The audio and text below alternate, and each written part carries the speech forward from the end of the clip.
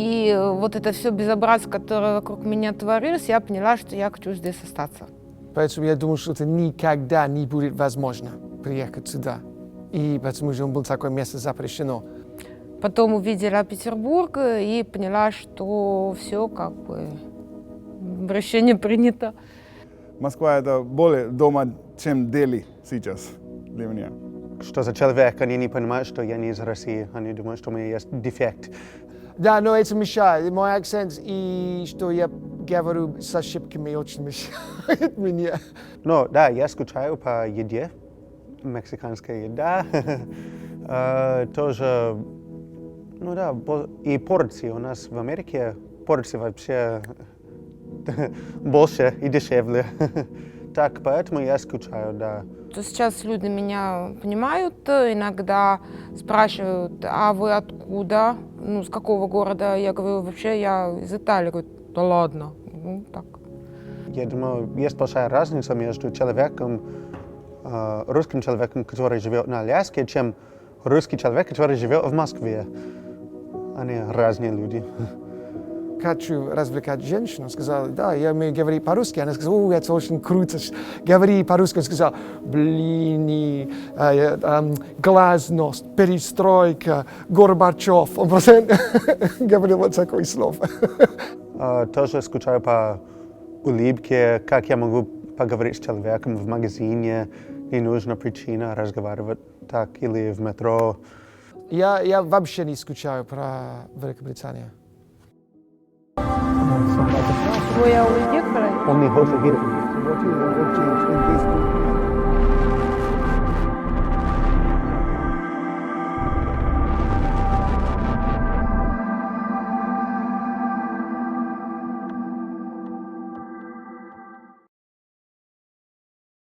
А вы откуда?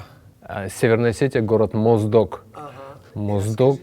Моздок — это старый город, я могу чуть-чуть ошибаться, но наш город — это крепость. Изначально Екатерина основала этот город, когда захватывали Кавказ, основали город-крепость, основал его кабардинский князь. Не вспомню, как его звали, но Моздок в переводе с кабардинского, по-моему, или с карачаевского означает «дремучий лес», потому что сам город, он окружен лесами. Такой прям.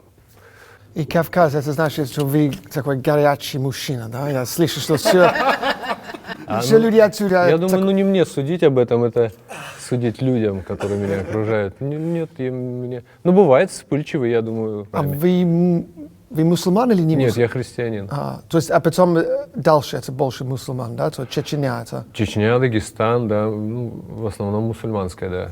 Ну и русские живут там. И в Дагестане, и в Чечне, и в Кабардино-Балкарии, и в Ингушетии, везде у нас живут русские люди. Ну как русские, мы все в России вроде россияне, но там русские. Да. И у вас есть сын? Да, у меня есть ребенок, звать его Тимур. То есть сын сейчас с мамой, да? Как Да, да. И он часто вы встретитесь с ними? 2 раза в год я езжу туда. Да, стараюсь с ним обязательно видеться. И он где? Он здесь, в Москве? Он на родине в Моздоке. Живет по мне. Ну, мне было бы приятнее, если бы он воспитывался на родине, потому что я сам воспитывался на Кавказе, и для меня это важно, чтобы мой сын, чтобы мы с ним разговаривали на одном языке. А какие у вас, может быть, там какие-то специфические традиции, обычаи, которые у вас в Северной Осетии встречаются и не встречаются, например, в Москве?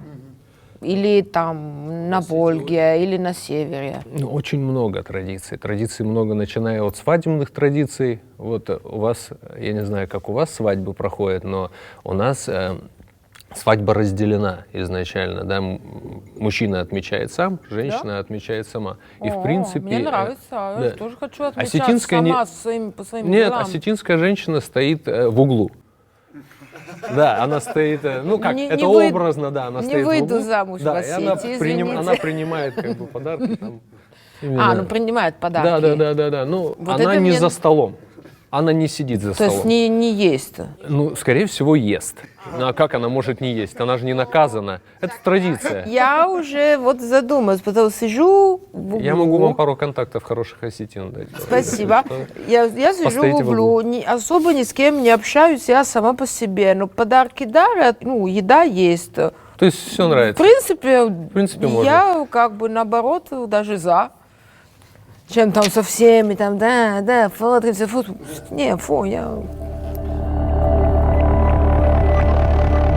Так, я читал в вашем профайле, что у вас было такое босоногое детство. Вы Да, можете, что вы весёлое. имеете в виду? Вы жили в бедстве? Ну как, вы были бедными в детстве, или вы всегда были на улице без обуви? Нет, обувь была, но в принципе босоногое детство в чем? Нам мама одевала шорты и отправляла на улицу, и все дети всегда гуляли. Вы всегда были на улице, Да, без да, правил? Без правил. Ну, так как город маленький, все друг друга знают. Соответственно, ну, сейчас может быть чуть-чуть по-другому. Детей на улице так не увидишь. Все сидят дома, ну, другое время. Это неплохо и нехорошо. Мы просто стали жить по-другому. А вот у нас именно такое вот босоногое детство было, да. Разбитые пальцы, сейчас, не знаю, переломанные руки, ноги. Сейчас ребенка встретить и с переломанной рукой, ну, очень редко. Много насилия тогда? Нет, падали много. Ну, в принципе, игрушек было мало в детстве. Не так много, потому что, ну, опять же, гуляли всегда на улице, и ты любую палку, которую как бы подобрал, ну вот тебе и игрушка, да. И все, ну, такого не было. Мы делились, опять же. А как получилось, что вы сюда, в Москве? В моем городе так получается, что очень мало развития в плане, ну, какой-то деятельности. И у нас либо военная служба, либо полиция, либо водители. Ну, в принципе, по-моему, все. Практически все этим и зарабатывают. А так уж получилось, что я по жизни понимал, что ни тем, ни другим, ни третьим мне бы не хотелось заниматься, а больше чем-то творческим. А вы собираетесь обратно в Осетию? Ой, было бы, конечно, неплохо, но в целом, как говорят, дом — это там, где тебя любят и ждут. Сейчас меня любят и ждут здесь, Ага. в Москве, и любят и ждут еще в Осетии. У меня сейчас 2 дома. Расскажите нам про армию. Ну, любой день, как это выглядело? Слушайте, ну, изначально сама история моего похода в армию, она такая была очень смешная. Мы брату моему прислали повестку в армию. Я не знаю, как у вас там это делается. У нас это кладется в почтовый ящик. Брату прислали, а мне тоже нет. было. А мне нет. Вот, хотя мы с ним погодки, но мне должны были осенью прислать. Весной. А ему осенью прислали. И мы пошли вместе в военкомат. Я зашел и сказал: а можно мне повестку? И военком посмотрел на меня, ну, так знаете, как на дурачка. Как будто, ну, то есть все косят, Не так. а ты пришел как бы... Он говорит: а в чем? Ну, я говорю: у меня просто брата забирают, я хочу вместе с ним уйти. И да, он дал повестку, я положил ее в почтовый ящик и пошел гулять. А вечером пришел домой, и мама в слезах говорит: тебя в армию забирают. Ну, я состряпал, такой: ну ладно, мама. Вот, и... Так, у меня вопрос. Да? Сначала мне надо объяснить, почему я спрашиваю. Я сам служил в морской пехоте, и когда мне было уже пора выйти, они сказали, что скоро будут девушки в пехоте. А мужчины не хотели, потому что они думают, что потом они не могут вести себя как мужчины при девушек. А что вы думаете? У девушек должно быть право служить в пехоте, именно в пехоте, не как администратор или медсестра. Знаете, если исходить из нынешнего поколения и нынешнего времени, я всегда говорю, что у некоторых... говорить слово «яйца» можно? Да? У некоторых... Вопросы. У некоторых мужчин не такие большие яйца, как у некоторых женщин в наше время. Не только в целом. Да? Но я думаю, это чуть-чуть не женское дело. Ну, лично мое. Если женщина очень хочет, если она видит свое какое-то будущее в этом, Вы не чувствуете, что вы лишите человека что-то? Ну, как сказать, она хочет служить, как она хочет служить. И если она хочет служить в пехоте, почему нет? Да, это не женские дела, я понимаю. Но тогда у нее нет свободы, да, выбора. Нет, я просто к женщине отношусь как к хрупкому сосуду такой, знаете, наполненный любовью. И женщину нужно хоить, лелеять и любить. И когда ты понимаешь, что она пойдет сейчас с автоматом стрелять, но у меня чуть-чуть в голове это не может утрястись.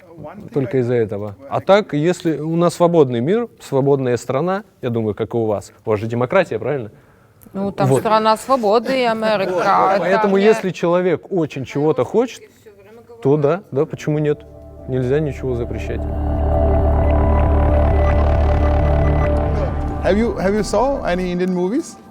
Смотрел ли я какой-нибудь? Новый, Я очень много индийского. Новые индийские. А новых нет. А какой? Старый какой? Джимми Пой, вот старый Митхунчик Чакраборти. Чакраборти, да. Как он поет? Не смогу. Да? Нет? Какой песни? Джимми Ача-Ача.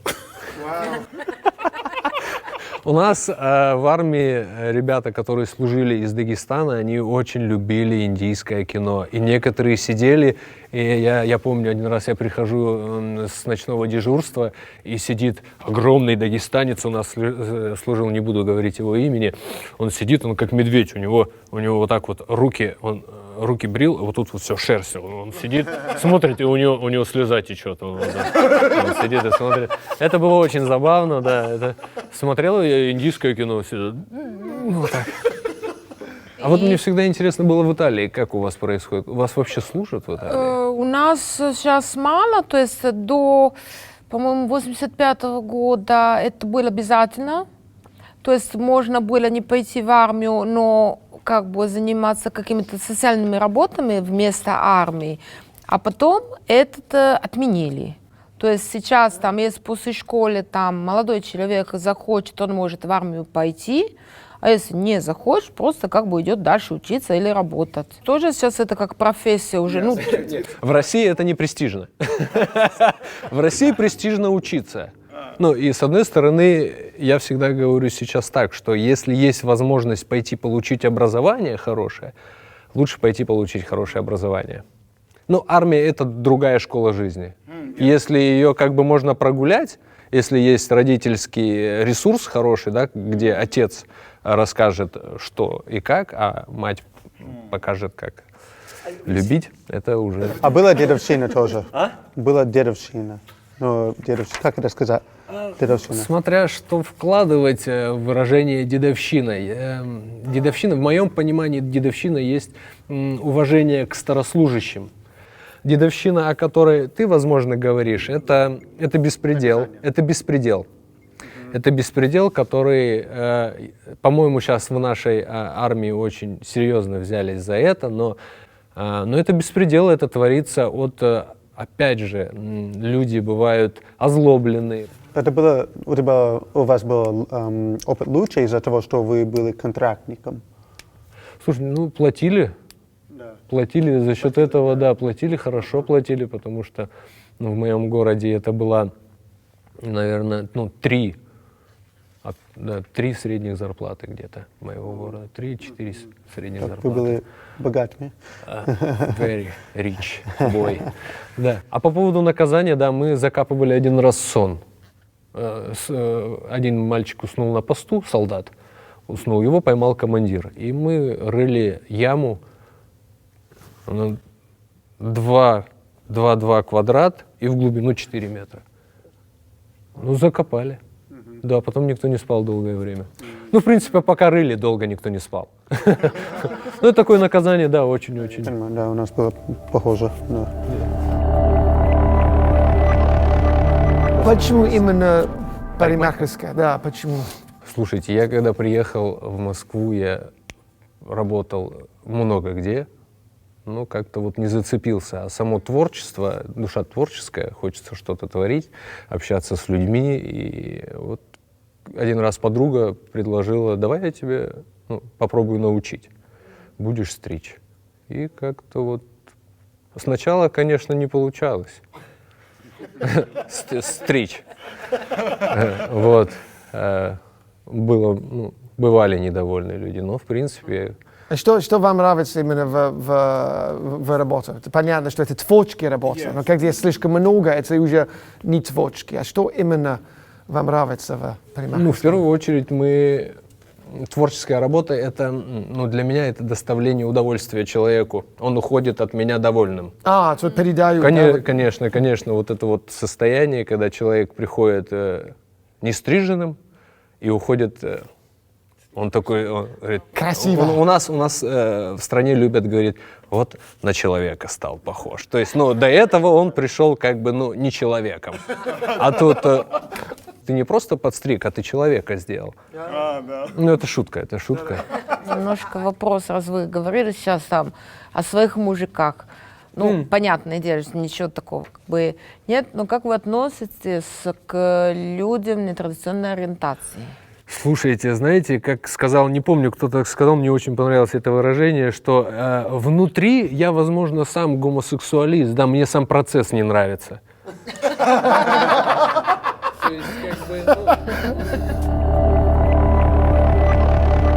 Какие у вас ценности? Ценности? Бывает? Да, то есть вы говорили, что как бы работа, Ценности в работе? Ну, Или вообще, в в работе и вообще по жизни. Духовный, получается, или материальный там? Материально не сказал бы. Материально это что? Деньги, это для меня это путешествие. И я бы с удовольствием очень хотел покататься по миру. Вот это для меня очень важно. А цацки, как у нас говорят, все, что внешне, я считаю, это вторично. А что у вас за татуировки? Татуировки — это латынь «homos homosus lupus est» — «человек человеку волк». Кто как может понять? Я понимаю это, кто истинное зло. Человек творит злодеяние просто так, ради удовольствия. Животные просто так этого не делают. Поэтому человек — это такая совершенная машина каких-то неприятных действий в мире. Такой мир сейчас. Многие люди не любят слышать правду, но так уж у нас получается, что не каждый человек готов услышать это. А вы готовы? Я, конечно. То есть, конечно. если даже эта правда Не вам очень не приятно мне, понравится, или конечно. это критики, вы Конечно. принимаете? Слушайте, мы же все допускаем ошибки, каждый из нас. И если человек, ему говорят правду, а он начинает говорить, нет, это не так, нужно просто признать это. Везде есть нервные, агрессивные люди, но, опять же, они неплохие. Просто что-то в жизни у человека происходит, и он это выплескивает как бы наружу, да, на остальных людей. А русские люди есть только, какие-то особенности или только другой по сравнению с остальных? Особенности, допустим, как я один раз понял, что, допустим, эстрада американская отличается от нашей чем? Что в Америке это все заводное, такое драйв такой, да, а у нас под водочку, давай погрустим, подумаем. Такая, да. То есть, разница же есть? Есть. Также и, в Италии, скорее всего, у вас... вы похожи на кавказцев, как я покатался, я примерно увидел наш типаж ребят, которые ездят очень быстро, громкая дрезают, музыка, бум-бум. фанкулу, там Да. вот эти да. Почему я уехала, я очень люблю север. Там потише. Но я просто вообще немножко сама по себе отличаюсь от южных народов. То есть я больше спокойно сама по себе. Вот север это более мое, чем юг. А сами вы из юга? Север Италии. Север Италии. Да. Но там они тоже для меня слишком такие, шумноватые. У меня с недавних пор такое условие: я пью 3 рюмки. У нас говорят, после 3 рюмок человек перестает общаться с Богом и начинает общаться с сатаной, с дьяволом. Поэтому я выпиваю 3 рюмки и все, и сплю. Шучу, не сплю. Мне весело, я больше нет. А что такое русская душа? А даже есть русская душа? Кто-то скажет, а есть ли вообще душа? Да, для кого-то может быть. Я думаю, да, конечно. Я глубоко верующий человек, я уверен, что эта жизнь не заканчивается. Ну, на этом жизнь не заканчивается. В принципе, это такое для каждого человека испытание. Вот наша жизнь — это испытание, и кто как его проживет. Можно не задумываться ни о чем и жить только для себя, а можно думать о каждом человеке, который рядом, и создавать такой дружный мир. Я вот думаю так. Какой у вас есть в принципе? Жить своим, не отступаться, никогда не... Ну, есть принципы. Для мужчины это, я считаю, ну, это и делает из мужчины мужчину. Да? То есть женщина, она может всегда сказать: «А, я девочка». Я передумала. Вот. С мужчинами все чуть иначе. Мужчина должен отвечать за свои слова. Вот. Если где-то оступился, ну, нужно найти в себе силы извиниться, признать и измениться, исправиться. А как вы вообще, раз говорили там, женщины, мужчины, отношения между мужчинами и женщинами, то есть семья, например, есть определенные роли, которые, или там задачи, которые это к женщинам или только к мужчинам, или можно это все совместить, вместе что-то делать. Обязательно. Права должны быть равны, или кто-то должен быть главным? Знаете, как я всегда люблю говорить, что в семье нет ни выше, ни ниже. Да? Мужчина занимается своими делами, у мужчины свои обязанности, у женщины свои обязанности. То есть все-таки разделяйте по-любому кое-какие обязанности. Да, если кто-то пришел в дом с агрессией, я не скажу жене: иди поговори с ним, иди разберись. Это моя обязанность как мужчины пойти и решить этот конфликт. Да? Женщина, она больше занимается бытом, да? По мне, это дети, это обустраивание быта, это любовь своего мужа, любить своего мужа и семью. Это больше такое, знаете, созидательное, да? Мужчина — это что-то такое агрессивное, это разрушительное. По мне так. Женщина — это больше такое. Женщина в кухне, мужчина... Да. Диваны. Не всегда. Это общие понятия. Есть мужчины, которые любят готовить, и они делают это лучше. Вот у меня есть товарищ, он шеф-повар. Вот. Да, и он готовит очень вкусно. И жена очень редко готовит. Поэтому тут как получается. В принципе, нет такого, что там женщина должна только готовить. Просто, женщина — это созидательная, это в семье должно, она ходить должна всех любить. Женщина должна любить.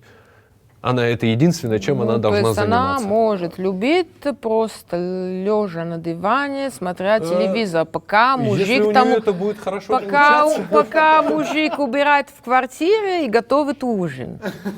В принципе. Это нормально. То есть я могу любить так, я готова. Значит, окей. Если мужчине этого будет достаточно, почему нет? Это же его выбор. Мне этого будет недостаточно. Для вас что дружба? Что такое дружба для вас? Дружба — это это практически те же самые отношения, что и с женщиной, только без соития. Понимаете? Это очень большой труд. Это очень большое внимание к человеку нужно. Это честность, это взаимопомощь, Но это еще свой человек должен быть, понимаете? Со всеми же дружить не получится. Это, видимо, еще с племенарного у нас момента, когда были племена, и были чужие, и были свои. Вот тут примерно то же самое. Нет плохих и хороших, есть чужие и свои. И ты либо принимаешь человека, он тебе подходит по темпераменту, по системе ценностей жизненных, либо нет. В принципе, если сесть и выпить, Да. это открывает, да, сразу. Мы все такие сразу родные, и все почти одинаковые. Если это делать с итальянцами, мы начинаем там грубо шутить, там говорит, там, извиняюсь, там про говно. Вы можете с кавказцами также Как сесть так? и грубо а шутить. очень часто вот с русскими, да, вот сидим, пьем там водку, закуски, вот кто-то стихи читает, кто-то берет гитару, там поет про что-то, кто-то начинает обсуждать какие-то темы более в культурном плане, какие-то вот создаются разговоры выше уровня. У нас как-то более, вы становитесь более грубым, более...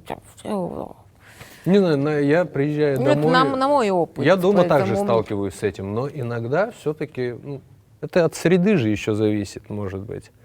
Да, где человек, я думаю, северные итальянцы, есть люди, с которыми можно и о творчестве каком-нибудь поболтать, да, о живописи. Кто-то, может, даже знает наших поэтов и художников. В принципе, разные люди бывают. Но нужно уметь и с теми общаться. Конечно. Говорят, что русский мало улыбается. Это правда или нет? Да нет. Нет, мы много улыбаемся, но, опять же, не везде. Может быть, вот я слышал, допустим, в Америке улыбаются много, но говорят, это не искренняя улыбка. Да. А у нас в стране, я по себе сужу, я улыбаюсь тогда, когда мне хочется. Это не что, это не искренне, это просто клиентский сервис. Вот, да.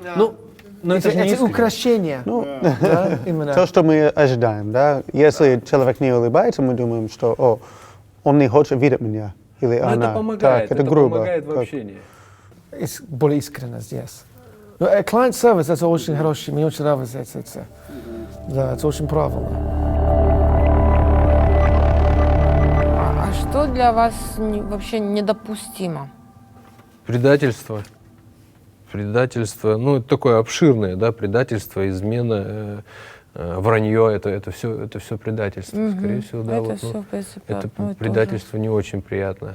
You're honest Я to yourself. честный?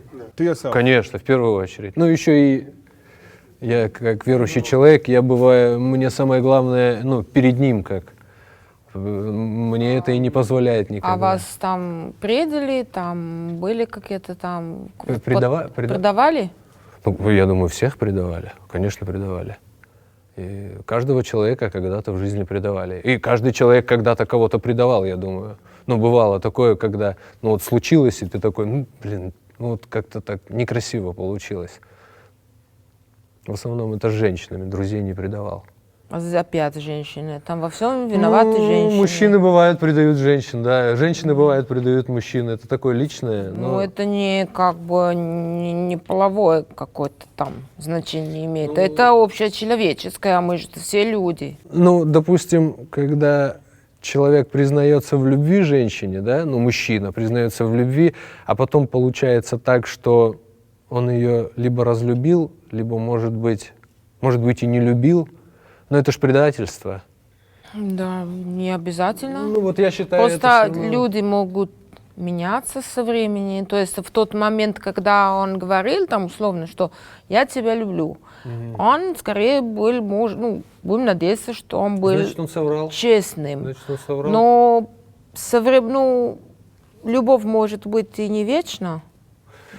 Люди меняются. Хотелось, чтобы она была вечной. Тогда он ее любил, а прошло какое-то время, поменялись обстоятельства, люди меняются. Это из личного. Этому не обязательно предательство. Именно у вас? Это у всех. Да? Да. Нет, кто-то женились и живут всю жизнь вместе. Просто, я разведен, поэтому для меня это такой момент, что... Просто не всегда не любить, любить, а потом не любить. перестать любить, это предательство. То есть это просто может быть меняться. Главное быть в этом честным, по-моему. Возможно. Что такое совесть? Это опять вот он, совесть, это моя совесть. Он не дает мне совершать какие-то неправильные поступки. Всегда нужно относиться к человеку так, как ты хочешь, чтобы он к тебе относился. И тогда, я думаю, все будет хорошо. Не будет стыдно. Окей, без него, что вы бы делали? Без кого? Без Бога. Без Но Бога? вы сказали, что он ваш совесть. Так, без совести, что вы бы делали? Я бы, скорее всего, не был человеком без совести. Потому но это то, что из нас делает людей, именно совесть. Не знаю, как если бы Бога не было. Его надо было придумать, это кто-то сказал. Но и так уж получилось, что я родился в верующей семье, и для меня сразу изначально в жизни был Бог. Я как-то, может быть, чуть-чуть отходил от Него, но все равно возвращался.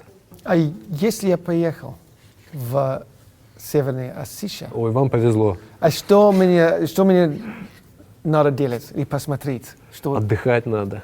Отдыхать в горы.